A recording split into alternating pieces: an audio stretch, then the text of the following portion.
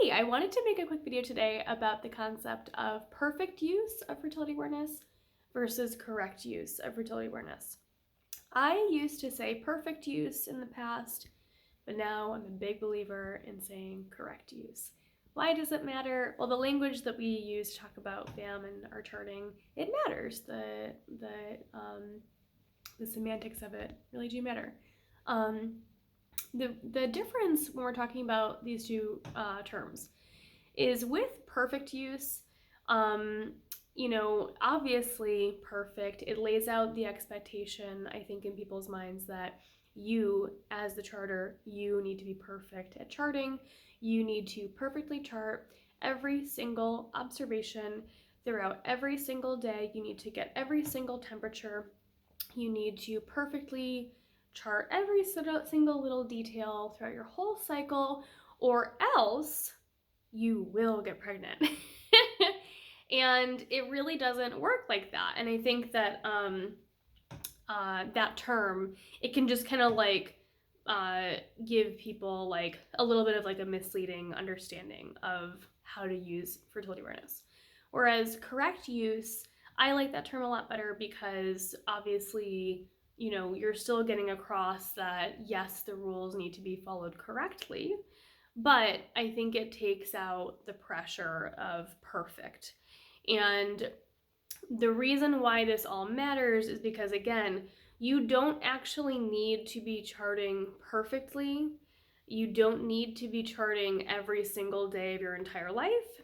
It's okay to miss temperatures. We're human beings. There's so many times when I wake up too late and then my temperature is like too high for it to really be valid compared to my other temperatures. There are so many times when I am in such a rush in my day to get into the therapy pool at the community center that I don't really have time to stop and check my cervical mucus before getting in to go swimming. There's many times where, I accidentally forget to bring my LH tests with me, or I'm, again, just too exhausted or something. Like, there's so many reasons why, just being a human, you miss observations. Maybe you're misinterpreting observations. Like, there's a laundry list of reasons why you may not chart perfectly, or you may not chart everything every single time. The bottom line, though, is you can still chart correctly and you can still get the highest efficacy of the method, even having said all this. How? You just fall back on the rules of the method. A classic one is like, when in doubt, just assume that you are fertile and stay protected by either, just doing non-PIV sex, or other types of touch or massage, or using condoms or diaphragm, cervical cap, things like that, if you are potentially fertile. Another simple thing is like, if you miss some temperatures, all you need to do is simply count back a couple of other temperatures and the surrounding temps to kind of make up for the ones that you're missing. If you forget to, observe for cervical mucus, well, if it's already in a day when you've already established that you have mucus going on, maybe ES, you've already established that you're fertile for that day. So really, it's just a matter of like, okay, how detailed do you need to be in terms of health charting and charting the frequency of your cervical mucus? You've already established the fertility thing. You already know that you're fertile for the day. And now you're just missing like one little detail from the health charting side of things. It's just really, really not the end of the world. And I really just want to stress that because, again, I think people who may be perfectionists, sometimes they gravitate toward fertility awareness because it does really give you this incredible element of control and knowledge about your cycle.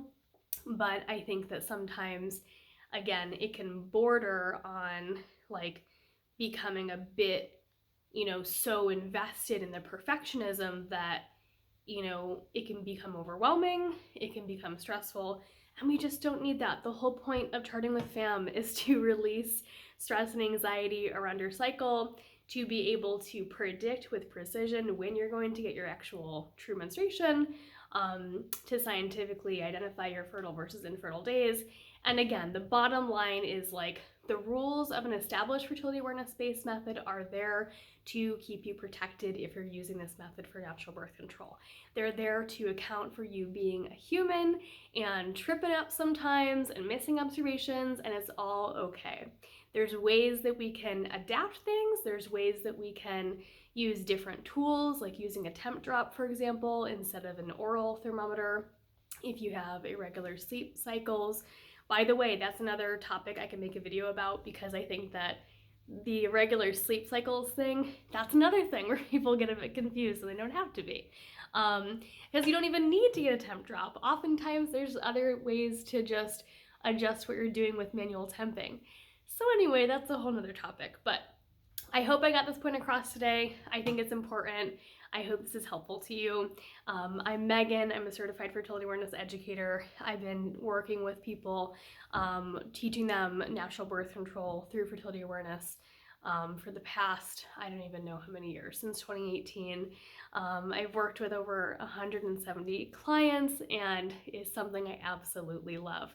If this is something that you're serious about and that you want to learn how to do correctly, not perfectly, but correctly, then I'm here to help. I have an online course where I work with people. The course itself is a bit self-paced, but there's also a big and important element of one-on-one support as well through the course, which we can discuss and learn all about. I'll put a link down below if you want to schedule a meeting with me for free. We can talk about it. All right, guys, hope you have a great day or night whenever you listen to this. I'll see you in the next video. Bye.